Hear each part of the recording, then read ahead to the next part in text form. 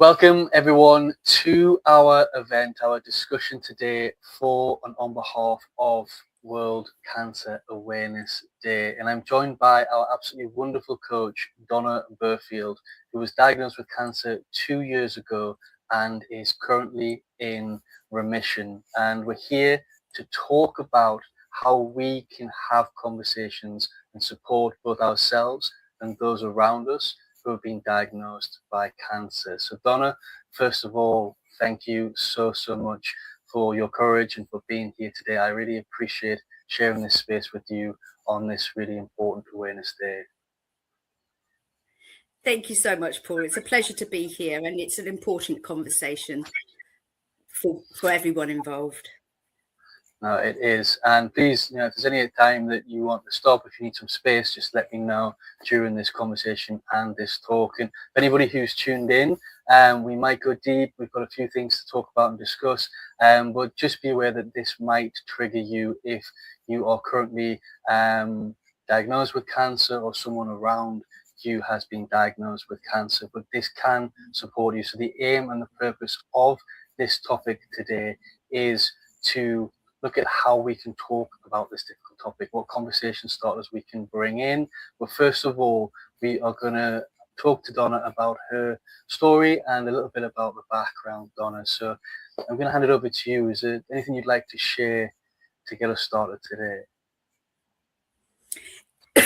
Sorry, excuse me. Yeah, well, I was diagnosed and I was completely blown away and very, very surprised by it.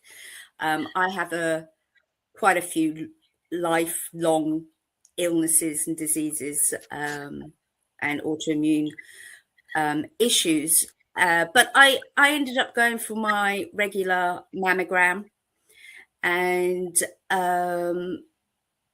they found a lump. I thought it was a cyst, but they ended up doing 3 biopsies.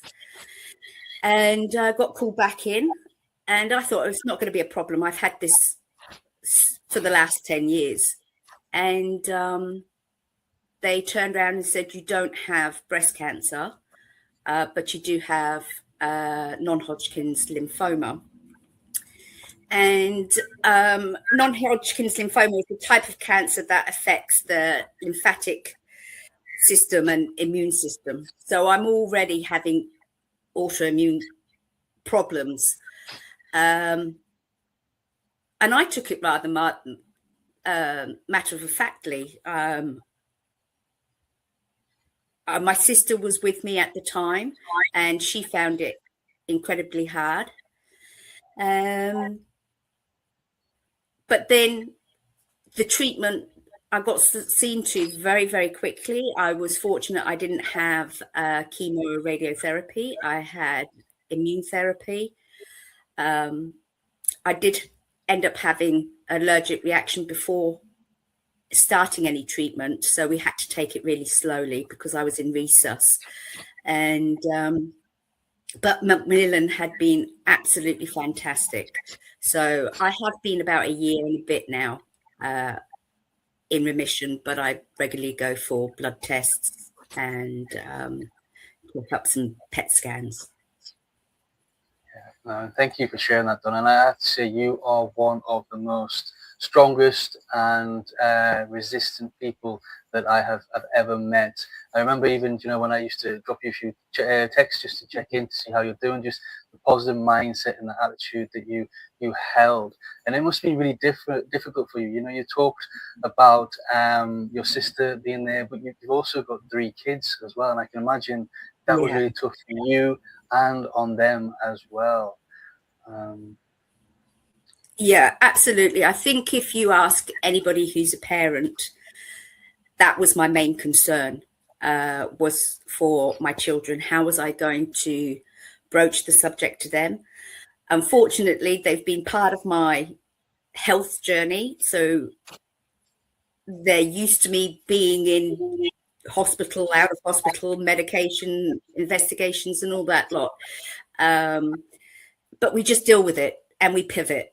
If something isn't helping or working, then we always look for something else. So breaking that news for them, And also one of the major things was thinking about, if this does go down that slippery road, although my children are, my daughter's 27 and my twin boys are nearly 22, they weren't at the time. And it was about them. How am I going to support them? Who's around them? But again, I think that is very natural, regardless of what illness it is.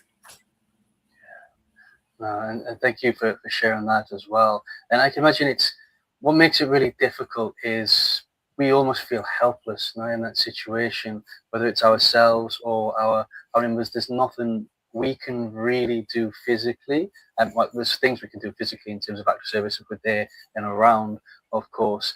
But sometimes it can leave us feeling a little bit helpless. And I don't know if you felt this. Did you feel like there was a lot of support for you at the time when you're going through? Definitely for the cancer. As I said, Macmillan was absolutely fantastic. They had, I had a caseworker who reached out. They helped me get a blue badge. I got a will written up for free, but I ended up leaving some money for Macmillan themselves. So anything to do with cancer was fantastic. It was the personal side that was the struggle. I mean, I was having issues with my ex-husband, and it was around that time he says, I'm going to stop spousal maintenance. I couldn't work. So all this was building up on me and living off my savings. And I'm thinking, I've got nothing to leave the children.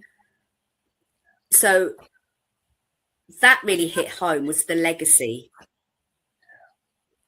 So, but yeah, the support out there is fantastic. And even when you're having the treatment, additional people who support those going through cancer, they were saying, if you ever need a wig, all these things, exercises, reflexology. So the support is there. Yeah, they were fantastic. No, that's excellent. That's really wonderful to hear that the Macmillan, you had the support on the cancer side, but the personal support, because you also went through a big move from Dubai back to the UK around a similar time or just before you were diagnosed. So a lot of things hit you at once. It was. Yeah, absolutely. That October, I'd left Dubai with 3 suitcases after living there for 30 years. So a lot of my children mementos had gone. And, all your ornaments and family treasures and Christmas decorations, it was the silly things that you ended up missing. And I hadn't been well before, but I got worse when I was back in the UK. And then I found out that I'd had a stroke on top of that. As well. And then it was a couple of months later I found out that I had cancer. So my children had quite a bit to go through, and I ended up having to live with my sister for 1.5 years, which should have only been for a couple of months. So you always feel like you're being a burden to someone, especially when you've been fiercely independent. You love to exercise, you love to get out and talk to people, and you love to serve. I couldn't do any of that. I can imagine the impact that it has on your livelihood, your personal life, your day-to-day as well. So thank you for being so courageous and sharing that and being so vulnerable in this platform today, Donna. I really appreciate it. And I think, and I'm going to hold my hands up because I also feel this way at times as well, that cancer is a difficult topic for people to talk about. But I think it's important for us to look at how we can open those conversations and have those talks and be there for those that have been diagnosed and also for the family as well.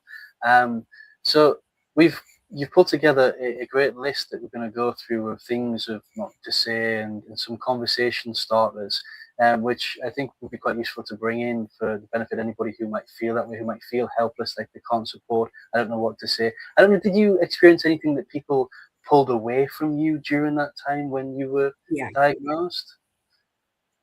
Yeah, absolutely. Which was hurtful, but I knew they didn't like talking about cancer or being too close to people with cancer. Back in 2023, I did a webinar on my Free Coaches One topic talking about it. And we all even agreed that there's some people that feel like it's kind of like contagious. But cancer is a diagnosis, it's not a prognosis. And I think a lot of the times people get caught up with the results of old and the social media around, or the media around cancer, the big C. It's a word that you dread and you don't want to hear. But the diagnosis nowadays is so much better. The only fearful thing is usually if you've had cancer the first time and you're in remission for however long, that, you know, if it comes back, then it can be quite vicious. So that's a different kind of fear once you get through all your treatments and everything. But yeah, there was quite a few people that unfortunately I didn't see around, but it was also a blessing. There was those that were quiet in the background who just were champions. No, thank you. And sorry that you went through that, Donna. The only reason I asked is I've heard that from a few people I know that are in remission that have gone and been diagnosed with cancer as well. It seems to be a common theme from individuals that I've talked to, is that people kind of disappear, bury their heads in the sand, they don't want to talk to you. And maybe it's down to the fact that they just don't know how to approach the conversation. They don't know how to support. So hopefully we can provide a little bit of education for everybody who's watching this, who's tuned in, and also who is watching on the replay as well. So I'm just going to pull some things from the list, some interesting things. So should we start off with the what not to says that we've got, Donna, if that's okay? So we are going to provide this as a document in the replay for anybody who's tuned in, so you can take this away. You can have a read in your own time of the what not to say. We've got coaching conversation starters to help friends and family members as well, because I really think it's important for us as coaches. You know, people might be asking the question, why is a coaching organization doing a cancer awareness event or discussion? And I think one thing we really need to look at as coaches is we possess the skills. We are about conversations, constructive conversations, coaching conversations. We have those skills, we possess those skills to be able to open up these types of conversations and help individuals. And if we all adapt this approach and everything that you put together, some nice coaching conversation starters here, that's really great. But equally, we don't know what's going to happen to one of our clients. You know, if we're coaching and then they come into a coaching conversation, they express to you they've been diagnosed with cancer. The last thing we want our coaches to do is freeze. We want to prepare them so they can ask those questions, hold that space, and be there for them in a very supportive manner. So, Donna, thank you for pulling together this list. So I'm just going to read a few, and if you want to stop and just let me know the reasons why you've put that there and why it might not be a good thing to say. So these are what not to say to somebody who's been diagnosed with cancer. So first one, very interesting one. Everything happens for a reason. I can imagine you might have heard that a couple of times. Yeah, I mean, that can feel very, very dismissive, and in some ways your fault as well. And it doesn't validate your position. So everything happens for a reason. It feels like you're asking for it. So yeah. No, I can imagine that to be dismissive. It annoys me at times on day-to-day topics or just setbacks that you face, never mind something as really deep as a cancer diagnosis. So I completely resonate with that. Next one you've got here is God never gives you more than you can handle. It's an interesting one. Well, the reason being, if the person isn't religious and you bring your faith into that space, it can be very overwhelming, and it can anger some people. It's like, I've got enough to handle. It's not about me handling the cancer. Cancer is a family disease. It's not just you that gets it.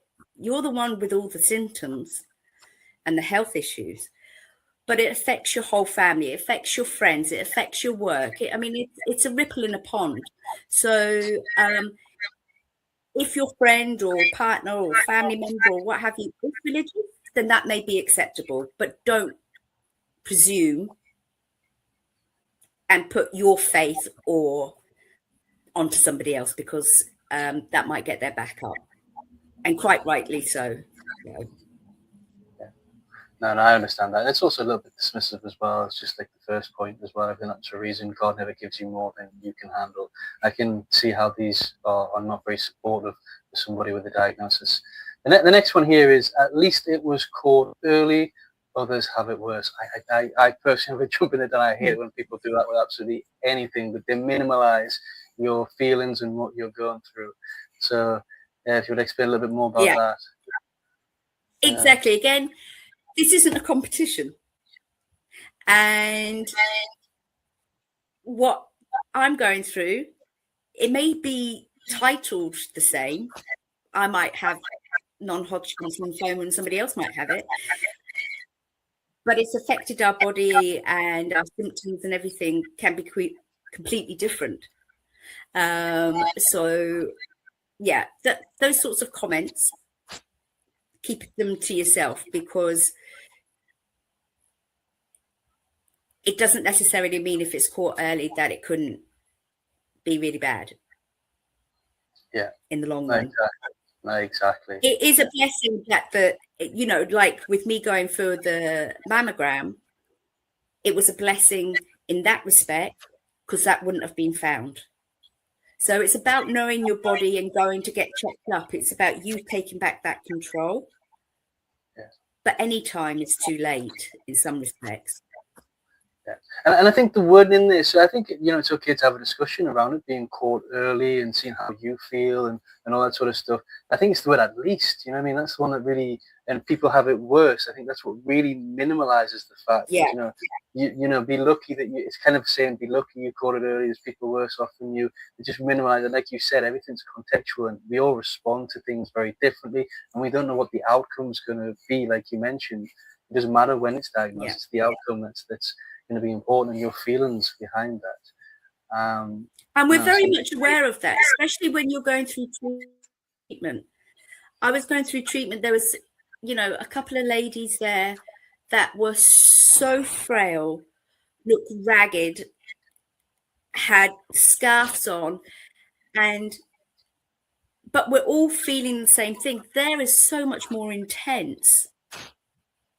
But I don't know if that's going to be my future. I don't know their history, their story. Yeah.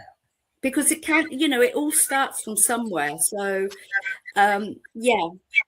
it's about not minimalizing your diagnosis. It's almost what I'm sensing from these. They're almost kind of end of topic, close the conversation closes here, what we're going through in terms of this, what not to say, with the individual kind of feeling like they've contributed something to in terms of a response. The next one you got here, which is quite interesting as well, is because I actually opened up to say, I'm going to say again, you are one of the strongest and resilient people that I've ever met, and I really admire and look up to you for what you've been through. I'm not saying that to dismiss anything that you've been through, but you've got here, you're so strong, or I'm sure you'll be fine. So if I've come across anywhere in a way that's not right, please educate me here, because I'm here to learn too. Donna, so. Oh no, thank you. Again, this isn't just all about how I feel. This is I've done research on this and so forth. Yeah, nice. So some people feel offended by that. I personally don't. However, sometimes when people say you're so strong, it makes you feel you've got to continue being strong. Yeah. And you can't show that vulnerable side. You can't show, because I am quite a strong person.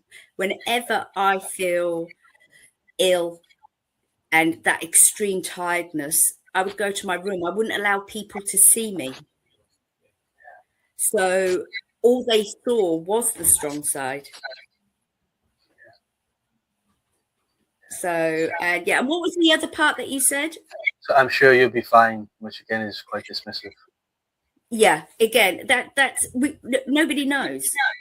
You can hope for the best. You plan, you help with those exercises, of what can I do, what's in my control. But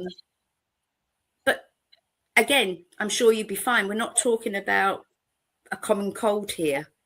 And again, it doesn't just impact your health. It impacts your emotional, your physical, your family, your finances. Yes, you might be fine with the cancer, but this could have a detrimental effect on so many other relationships and aspects. Yeah. No, and again, it's a conversation closer, both of those. You're opening up and you want to have a conversation, and if you feel like just to connect with somebody that can support you through empathy and just to provide you with a space, having that you're so strong, I'm sure you'll be fine. It's just kind of saying I don't really want to talk to you, you'll be all right. Deal with it on your own in a way. Yeah. Do you know what I mean? Not putting assumptions in. So these are conversation closers that, as coaches, I know we're going to have non-coaches in the audience as well, we need to be avoiding these left, right, center, no matter what it is. I was just about to agree with you. And this tends to be more about the person saying it than the person who's going through it. Yeah. It's more of a reassurance to them. It's just like, okay, let's stop this topic now. You're going to be fine. As you said, it's a conversation stopper. So you've got to think about, am I saying this for them or am I saying this for me because I'm uncomfortable? Yeah. And even worse than that, Donna, I don't know if you experienced this, but I've experienced this when I've shared other deep topics where I've kind of opened up to somebody who's kind of offered and asked for it. They'll say, okay, I'm sure you'll be fine. And then they follow up with a whole story about their life and bring the conversation about something great or happy that's going on for them. I don't know if you've ever experienced that, but I've seen that. I've had friends that have approached me and says, is this normal from a friend to behave in this way? And so it's just, these are conversation closers, and it boils my PISS, Donna, when they then turn around about them. Do you know what I mean? It's just, how self-centered can you be? So definitely these. Oh, absolutely. And this next one as well. Unfortunately, I had that.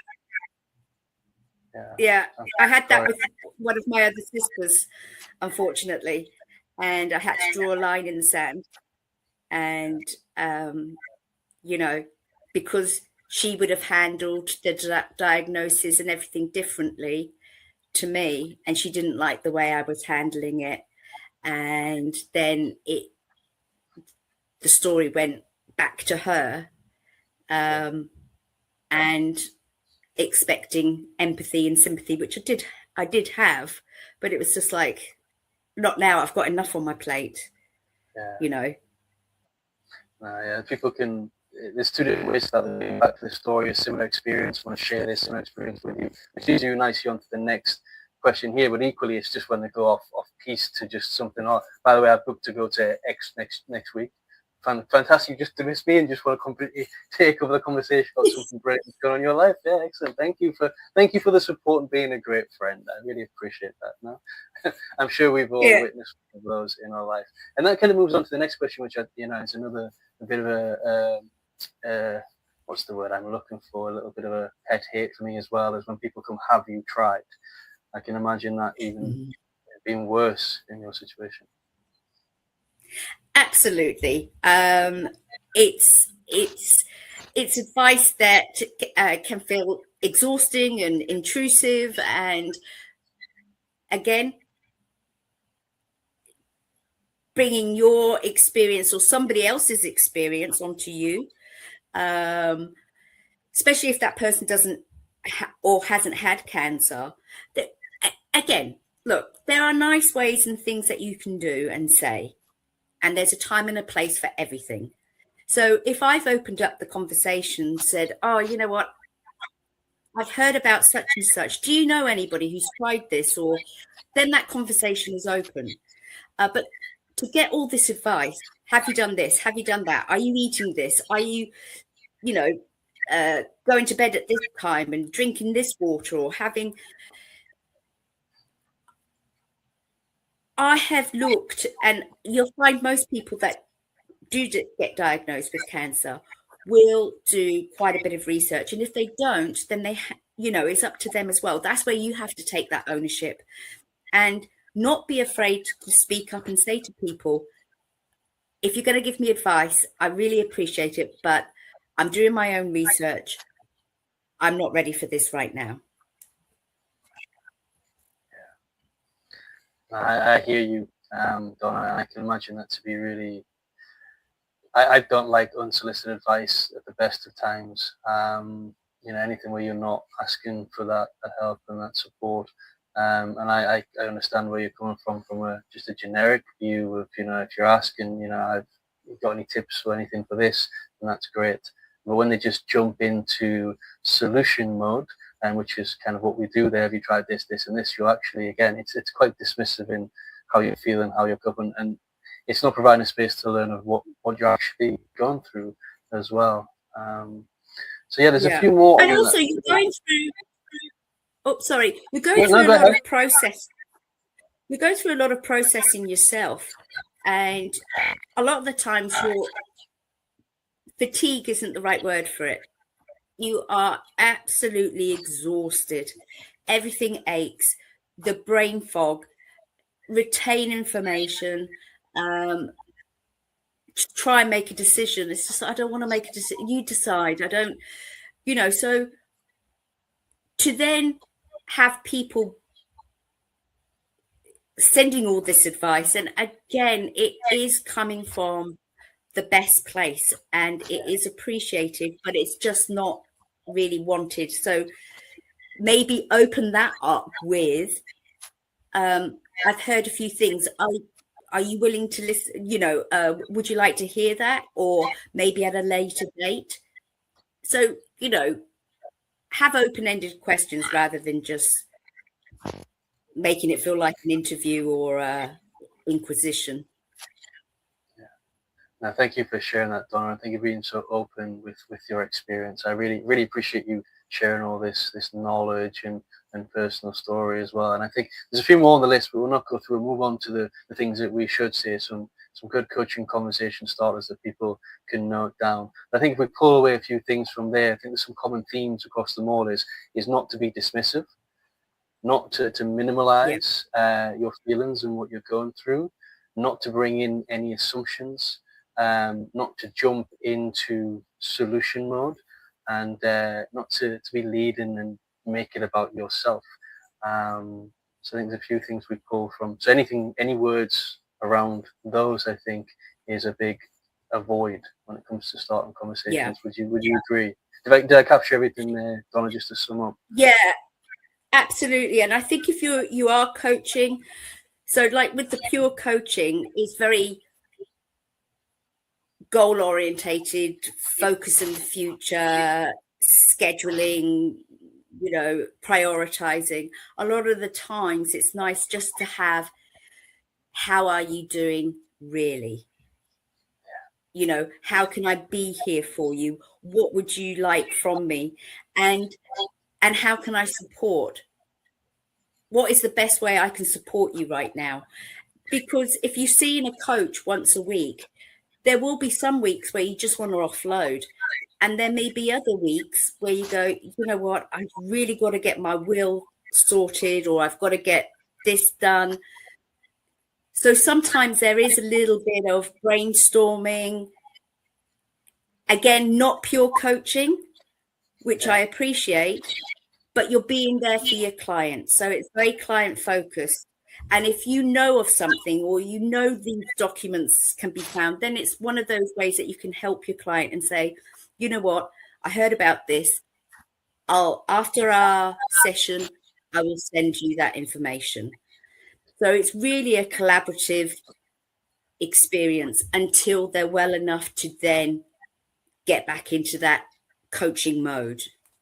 Yeah, and I love that, Donna. And I just want to put a caveat to everybody who's watching this live and on the replay as well. This is when we talk about coaching conversations and questions, we are not encouraging individuals or coaches to go and coach cancer patients or those diagnosed with cancer at all. It's actually our ethical responsibility to ask that question: am I still the right person to support this individual in front of me? And how do I adapt and change my coaching to support them? Because if one of your clients is coming up and up and up that have been diagnosed with cancer, that probably means that their big long-term goal that they're working on just needs to have a pin put in it right now, and the focus of the session needs to be, right, okay, what do you need from me as a coach right now, and how you're doing. Really, it changes that whole essence. And maybe, Donna, the coaching actually comes to a pause for some time, because coaching might not be the right approach, as you've explained. So when we're talking about coaching conversation starters here, this is not just for coaches, this is for anybody. This is just how you might open up a general conversation with somebody who is, and it could be a family member or somebody that's been diagnosed with cancer as well, or could be in remission as well. They still need that support in remission too. So you've mentioned that how are you today, really? And I love this other one you've got here. The second one, Donna, is if you feel comfortable sharing what's been the hardest part lately. I think that's such a warm conversation starter. Yeah, well, because sometimes you don't want to talk about the hard times all the time. When you're talking to somebody else, you want to talk about good things, or escape from being a cancer patient. You want to be Donna again. But also, a lot of people are afraid to say what they are struggling with, because then you can get an overwhelming, well, let me do this for you. Let me do that for you. Let me do this for you. It's just like, no, I can imagine you get into that space. So this is just giving you permission to say how you're feeling, or, you know what, I don't want to talk about that right now, but I'd really appreciate if you ask me that another time. No, thank you for sharing that. I'm just thinking on the back of this as well, because generally we are accustomed, and I see this a lot in society as well, and whether it's cancer, whether it's other troubles, as you mentioned, people just struggle. The general response that we're programmed to come back with is I'm okay. We have to put on that front that everything's fine. Sometimes the majority of us feel that we're okay, and we feel, like you said, we feel like we have to be positive. I don't know, how was that for you with your diagnosis, in terms of, did you have any sense that you felt like you had to be positive, you had to be strong? I think I'm naturally that way, as I said, with all my health issues previously. I think the biggest thing was, even from the doctors and from people I knew and family members, was because I wasn't losing my hair, because I didn't have chemo and radiotherapy and all those things. Well, it can't be that bad. You've only got it mild, or when again, they don't see that. And that's part of my responsibility as well, because I shut them away from that. And my children found that very difficult.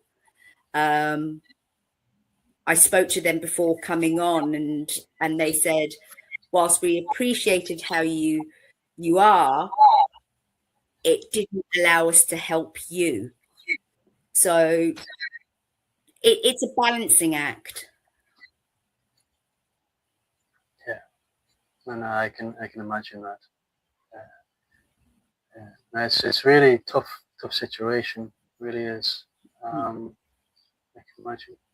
So just to, we've got some other questions here that we've got here. Is there anything that's helping, even in a small way, in terms of Yeah, that's approaching? a nice gentle one, because that's looking at the positive in a nice way. It's not, I have to be positive. And that's something that you might be able to share with your coach, or you'd be able to share with other people. And, how can you do more of that? What other things could do that for you? So that's a nice, gentle conversation. Yeah, no, excellent. And leads on nicely to the next question. I really like this question that we've got here is, would you like a distraction or quiet support today? Mm. Quite useful. Yeah, again, that leads back to what I was saying before, because sometimes people forget, and you are all of a sudden this diagnosis.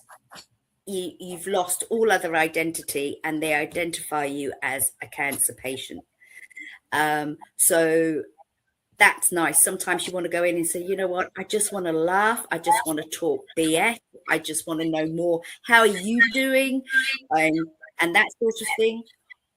Or you could ask for, do you know what, I'm really struggling with such and such. I know it's maybe not your place, but can we just do a web search and have a look for X, Y, and Z? Or I've got a form and I don't know how to fill. Can I read back this wording? Does that sound okay to you? So by asking, would you like a distraction or would you like support?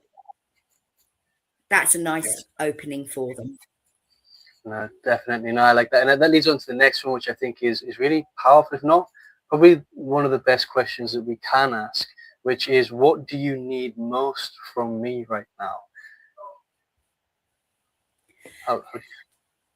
Yeah, personally speaking, and this kind of, it removes all mind reading and assumptions from you to me. And it's just like, can I just have some quiet space? Can we just have a conversation?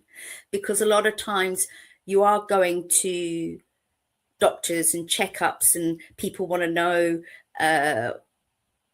certain information, what medication you're on, what are you doing, what, all that. So it's a case of, can we just talk like two normal human beings? That's what I need from you right now, is, that kind of dialogue. Thank you for sharing that. And the reason why I say it's probably one of the most simple and most useful, and you mentioned there yourself as well, is it removes assumptions. It stops us from coming from a place of, have you tried this? You're so strong, and everything that we've looked at the what not to say, to actually, what do you need from me right now? And having that conversation. And I'm guessing what's important from there is follow-up questions and a follow-up conversation from that. If you're asking the individual what Yeah. they need from you right now, that you follow up and you give that individual what they need, and you don't slip back into those what not to say. So there's a list. I've got a lot of list of questions. Everybody can check out the document in the chat, and I'm just conscious of time, Donna, as well. Is there anything else you'd like to share? Any tips or any advice you'd like to give to those that are tuned in, that have a family member diagnosed with cancer, have been diagnosed with cancer themselves, or any kind of maybe top conversation starter that has worked for you in the past through your experience? I think that a big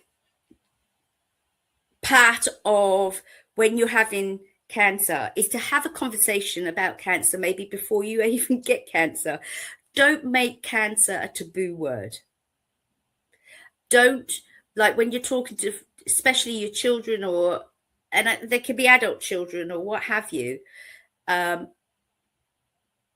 don't bring your fear and anxiety around that word, because the diagnosis is or the prognosis is a lot better nowadays.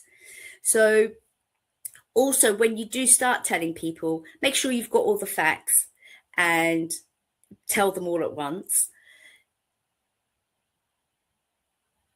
And for you who's going through it, don't be scared to say to people, look, I'm happy to talk about this now. If I need help and support, I will reach out to you. And also for those that are giving you help and support, is to ask them how they're doing. Who do they have to talk to? So, reach out to the carers as well, and your children and the husband or the wife and grandparents or what have you, because as I said, this does affect absolutely everybody. And if you want to ask questions, maybe ask that person, I don't know how to bring this topic up. I don't know what questions to ask you. I don't know what questions might make you feel uncomfortable. And that is another good conversation starter, because the chances are that person will put you at ease and guide you on what is needed right there and then, or maybe in the future. Yeah, no, thank you, Donna. I'm just reflecting back on everything you said there. And it's kind of what I try to do. No one's an expert in this. I'm not an expert in this in the slightest in terms of supporting and helping people. Is to approach with sensitivity, but also remember that we're human as well, and not to lose that human connection, that energy when you're talking about the distractions, the support, the conversations about just what's going on with life. Is because I can imagine just how much your life becomes so focused on that those distractions and that just general conversations can be really refreshing in that time. And I just say, I hope I've supported you over the past 2 years with this. I've tried my best and I'm here to learn. I've learned a lot from you through this journey. You're probably the closest friend that I've had that's been diagnosed with cancer. So I'm always open to learn, and I really appreciate you. I know we had the conversation before, having the courage to step forward and to share your story and to share these tips with everybody that's tuned in. And if there is anything we can do better, I can do better. I have a habit of saying we when I talk about coaching minds, but anything I can do better, I'm always here to learn and grow. And thank you for stepping forward and helping us with this talk today, and to educate people on how we can open conversations. I really appreciate that. I really do. Thank you, Paul. Paul, again, you have been such a support for me. You gave me space when I needed it. You sent me a card. You sent me it. Those things mean a lot. And I know for about a year I was very quiet. I didn't reach out or speak to many people because there was so much going on. But you have given me a safe space to come back, which I think is also important, is that reassurance to people saying, you know what, if you're not ready for this, I am here, whether it's 3 months, 6 months, a year, 2 years down the line. And that is your blessing that you've given me, is the fact that I am comfortable to say, okay, because you lose a lot of confidence, you lose a lot of self-worth. So you are definitely part of my recovery and moving forward. So truly, truly appreciative. Thank you. No, and I wasn't saying that for any appreciation, Donna. I want to be open and honest that sometimes there's no, it's difficult. It's a hard situation. It's a hard conversation. All we can do is try our best. And for me, it was just keeping the conversation focused on you and trying to provide you with what you needed, and not bring those assumptions and those biases and everything we've talked about today. So Donna, I want to say thank you so much for everything today. It's been lovely to talk to you on such a deep topic and to give people a steer on something that's very important. So any questions or thoughts that you have for who's tuned in, please drop them in the comments box. We'd love to hear your thoughts. And thank you, Donna, once again. I appreciate the discussion. Thank you. It's been lovely. Very welcome. Thank you very much. Thanks, Donna. Thank you.